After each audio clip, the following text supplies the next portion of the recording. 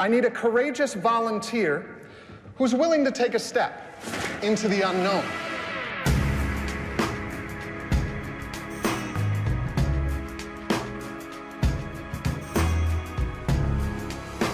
Wonderland for me is a story about a girl who's lost in her parents' playground. I was really interested in this idea of watching a young girl struggling to navigate that kind of adult playground on her own, especially when she's taken on the responsibility to keep her family together. How old are you? 12. Wouldn't be in such a rush. When you grow up,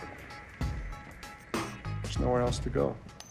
I find it really interesting that as human beings, we tend to be very dissatisfied with where we are in the present. This idea of growing up, I think, for Adeline is constantly in her mind, right? She's taken on all this responsibility, but struggles with not necessarily having the power to enact anything.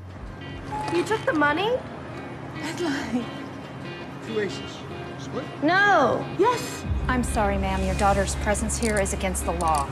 I've always been fascinated by the idea of gambling addiction because culturally, I've just noticed that it seems to affect Asian Americans and Asian immigrants more than other populations. After I did some research, I found out that compared to the national numbers of gambling addiction, I think is like 1% to 2%. In Asian ethnicities, it goes up to 60%. I always wanted to tell a story about that, around that, because there aren't that many Asian American stories that are told or portrayed, and a lot of them kind of tend to, and not always, but there's definitely been this idea of like perpetuating a certain stereotype. The only way that you can really combat that is to show other perspectives, and it just seems so heartbreaking that these stories aren't told, that there is this shame about it. The thing is, it humanizes the story to know that this exists and to tell it from a kid's perspective, and that's kind of where that idea came from. Forget where Wonderland was.